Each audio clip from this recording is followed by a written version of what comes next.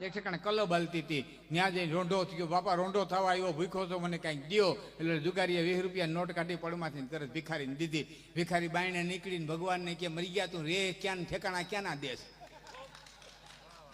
સરનામા તો હાસા દે, સરનામા તો હાસા દે.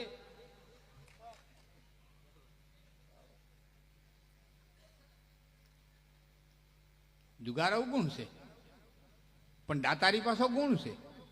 લોભ અવગુણ છે, પણ લોભીઓ પાછો બહારનું કંઈ ખાઈ નહીં, એ ગુણ છે. તરીસો આવતો રે વળિયા છે અહીં સુધી, પણ એ રૂપિયાની ગુરફી ખાય, એ પાછો એનો ગુણ છે. એમ પરમાત્માની ભક્તિમાં મળ્યા છો તો આવતી પેઢી એજ્યુકેટેડ આવવાની છે.